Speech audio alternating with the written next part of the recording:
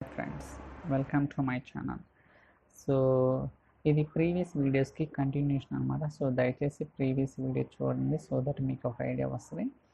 Okay, so మనం previous వీడియోస్లో already explain చేసిన సినారీ ఏంటంటే, డిపార్ట్మెంట్ ఎంప్లాయీ 2 ఫైల్స్ ఉన్నాయి. అయితే డిపార్ట్మెంట్ ఫైల్ అనేది డిపార్ట్మెంట్ టేబుల్లోకి, అంటే ఒక టేబుల్లోకి, ఎంప్లాయీ ఫైల్ అనేది ఇంకో టేబుల్లోకి లోడ్ అవ్వాలని మనం ప్రీవియస్ సినారియోలో డిస్కస్ చేసి అలానే ఎక్స్ప్లెయిన్ చేసాం కూడా. సో ఈ వీడియోలో ఏంటంటే, ఎన్ని రికార్డ్స్ ఎగ్జిక్యూట్ అవుతాయి, అంటే ప్రతి ఫైల్లో ఎన్ని రికార్డ్స్ ఉన్నాయి క్యాప్చర్ చేయాలి. సో ఫర్ ఎగ్జాంపుల్, కొంతమంది కస్టమర్స్ ఏమంటారంటే, Venkat, I want to know what is the file name, ఎప్పుడు లోడ్ అయింది అండ్ ఎప్పుడు మాడిఫైడ్ అయింది, సైజ్ ఎంత, లేకపోతే ఎన్ని రికార్డ్స్ ఉన్నాయి, ఇలాంటి ఇన్ఫర్మేషన్ అనేది they want to know that customers కావాల్సి ఉంటుంది.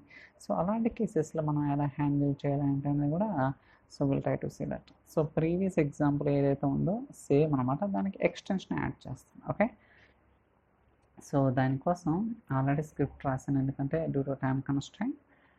ఓకే, ఇక్కడ ఈఎంపీ లాగిన్ అనే ఒక టేబుల్ తీసుకున్నాను.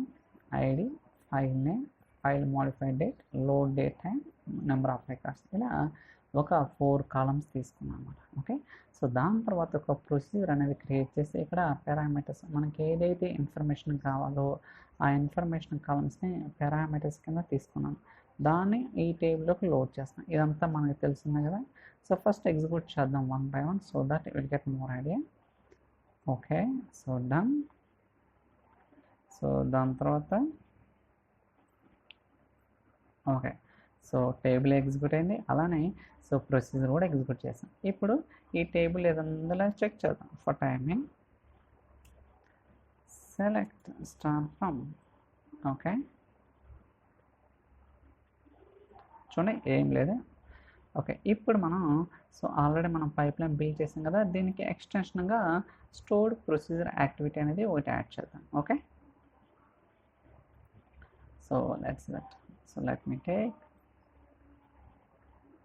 stored procedure activity.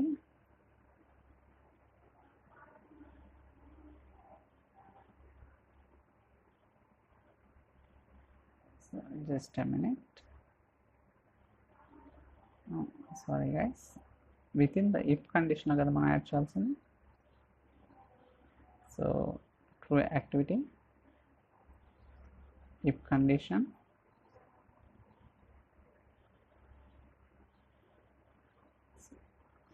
Okay. So అలానే సో ఫస్ట్ దీన్ని కాన్ఫిగర్ చేద్దాం. డిపార్ట్మెంట్ డేటాలో okay, so I think space ఇవ్వకూడదా. ఓకే, సేమ్ నేమ్ ఉందంటుంది. సో డిపార్ట్మెంట్ డేటా ఇన్సర్ట్, పేరు మారుద్దాం. ఓకే, దాని తర్వాత ఇక్కడ లింక్డ్ సర్వీస్. సో మనకి తెలుసు కదా, స్టోర్డ్ ప్రొసీజర్ యాక్టివిటీలో ఎక్కడ కూడా డేటా సెట్ ఉండదు, లింక్డ్ సర్వీస్ మాత్రమే ఉండదు అనమాట. సో మన ఇక్కడ ప్రొసీజర్ ఏదైతే ఉందో దాన్ని కాన్ఫిగర్ చేద్దాం.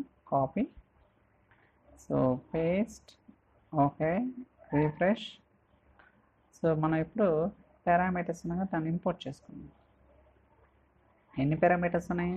4 పారామీటర్స్. ఓకే, సో అయితే వీటికి వాల్యూస్ ఎక్కడి నుంచి వస్తాయంటే, ఇంతకుముందు మనకి so file modified date second ఉందిగా, దాని నుంచి మనం ఇన్ఫర్మేషన్ అనేది క్యాప్చర్ చేయొచ్చు. ఓకే, సో అక్కడి నుంచి మనం ఇన్ఫర్మేషన్ తెచ్చుకోవచ్చు. మనం ఇప్పుడు ఫైల్ మోడిఫైడ్ డేట్లో సో యాక్టివిటీ అవుట్పుట్ ఉంది కదా, so last modified date, right, last modified. Okay, దాని తర్వాత ఫైల్ నేమ్ అంటే సో ఐటమ్ నేమ్ కదా, సో ఎక్కడుంది ఐటమ్ నేమ్. సో దాని తర్వాత load date time. Okay, load date time nothing but function ETC నా.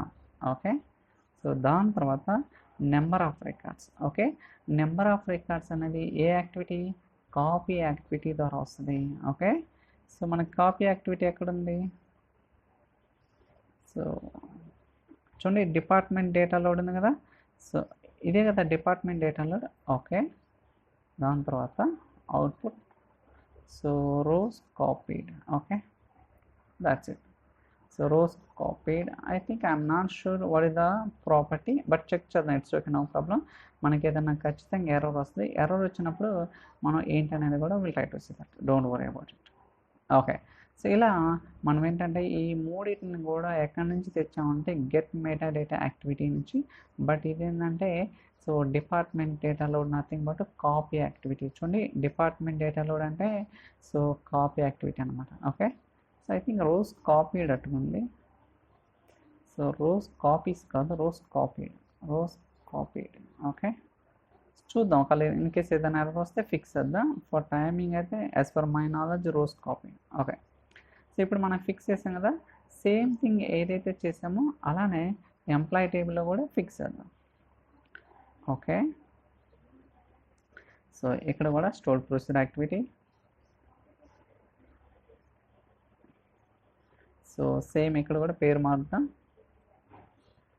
ఈఎంపి డేటా ఇన్సర్ట్, దాని తర్వాత procedure name. Okay, so procedure name ఇదే కదా. Okay, so input parameters. Okay, ఇక్కడ కూడా సేమ్. సో మనకి గెట్ మెటా డేటా యాక్టివిటీ నుంచి వచ్చిన ఇన్ఫర్మేషన్ అనేది ఇక్కడ ఇద్దాం. So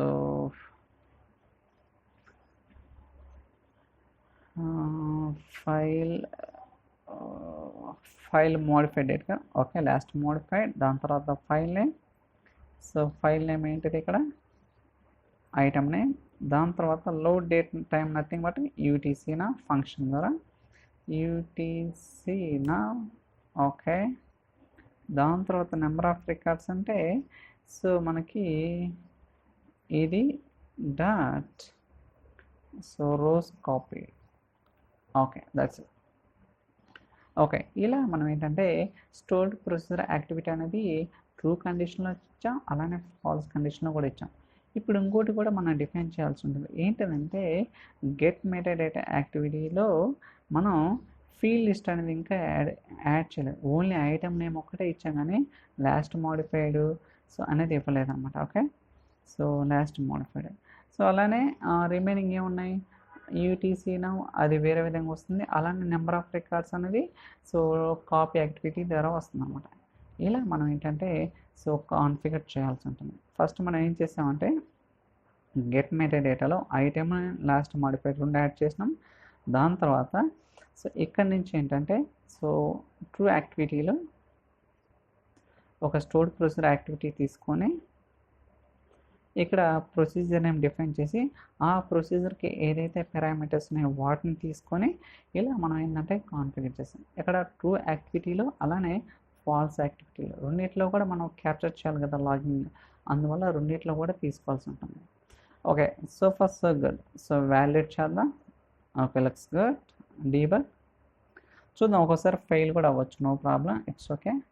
we are ready to fix the issues any time. So refresh చేద్దాం.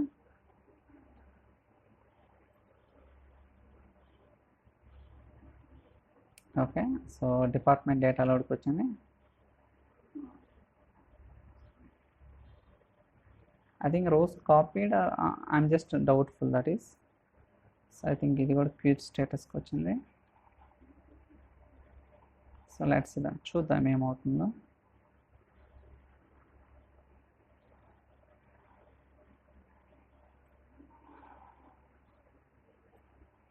సో మెయిన్ వెల్ మనం ఇక్కడ కూడా చెక్ చేద్దాం. లాగిన్. ఓకే, చూడండి నెంబర్ ఆఫ్ రికార్డ్స్ ఎన్ని ఉన్నాయి, డిపార్ట్మెంట్ 1లో 2 ఉన్నాయి. అదే ఎంప్లాయీ టేబుల్లో ఎన్ని ఉన్నాయి చూద్దాం. సో సక్సెస్ అవుతుంది కదా. ఓకే, సో ఇప్పుడు డిపార్ట్మెంట్ దాంట్లో ఎన్ని రికార్డ్స్ ఉన్నాయో చూద్దాం. ఎడిట్ 2 రికార్డ్స్ ఉన్నాయి. Okay, very good. అలానే ఎంప్లాయీ టేబుల్లో 1 రికార్డే ఉంది. ఓకే, ఇప్పుడు ఒకటి రావాలి ఎంప్లాయీకి, అప్పుడే కరెక్ట్గా వచ్చినట్టు. సో మళ్ళీ ఎగ్జిక్యూట్ చేద్దాం. చూడండి, so number of records employee table ఎన్ని వచ్చినాయి, 1 వచ్చింది. బట్ డిపార్ట్మెంట్ టేబుల్ ఎన్ని వచ్చినాయి, 2 రికార్డ్స్ వచ్చినాయి. ఇలా మనం ఏంటంటే సో డైనమిక్గా నెంబర్ ఆఫ్ రికార్డ్స్ అంటే ఆ ఫైల్లో ఎన్ని రికార్డ్స్ ఉన్నాయో క్యాప్చర్ చేయొచ్చు. ఓకే, సో ఇక్కడ ప్రాపర్టీ ఏంటంటే మళ్ళీ చెప్తాను, అది ఎందుకు చెప్పాల్సి వచ్చిందంటే బేసికల్గా మనకి డైరెక్ట్గా ఇక్కడ ఇంటెలిజెన్స్ అనేది వర్క్ అవ్వదు. మీరు ఎప్పుడైనా చెక్ చేస్తే సో డైరెక్ట్గా ఇంటెలిజెన్స్ అనేది వర్క్ అవ్వదు. ఎక్కడ చెప్తాను, జస్ట్ మినిట్. ఓకే, ఇక్కడ మనకేంటి కాపీ యాక్టివిటీలో ఏదైనా అవుట్పుట్ వస్తుందో ఆ అవుట్పుట్ నుంచి మనకి కొన్ని ప్రాపర్టీస్ ఉంటాయన్నమాట. ఓకే, ఆ ప్రాపర్టీస్ నుంచి మనం రోస్ కాపీడ్ అనే ఒక ప్రాపర్టీని క్యాప్చర్ చేసి దాన్ని టేబుల్లోకి స్టోర్ చేస్తున్నాం. మీరు అవుట్పుట్ ఇక్కడ ఇలా టైప్ చేస్తే మనకి ఏం రాదు. ఓకే, సో మనం టైప్ చేయాల్సి ఉంటుంది అన్నమాట. అందువల్ల సో నాకు డౌట్ఫుల్గా అది స్పెసిఫై చేసాం మన ప్రాపర్టీ, బట్ లక్కీగా ఏదైతే మనం ఇచ్చామో అది కరెక్ట్ అన్నమాట. ఓకే, సో ఇలా మనం ఏంటంటే సో రకరకాలుగా కూడా డిఫైన్ చేసుకోవచ్చు. అంటే నెంబర్ ఆఫ్ రికార్డ్స్ క్యాప్చర్ చేయడం కానీ, ఇన్సర్ట్, డిలీట్, చాలా సినారీస్ ఉంటాయన్నమాట. బట్ బేసిక్గా నేను చెప్పేది ఏంటంటే ఫండమెంటల్స్, అంటే ఏం చేస్తుంది, ఎలాంటి కేసెస్లో వాడాలి ఇది తెలియకపోతే మనకి కష్టం అవుతుంది అన్నమాట. Okay, so I think that's all for today's video. ఈ వీడియో మీకు నచ్చిందని అనుకుంటున్నాను. ఇన్ కేస్ ఈ వీడియో కనుక మీకు నచ్చినట్టయితే like, share, subscribe. Thank you so much for watching. We'll catch you next video. Chalo, bye.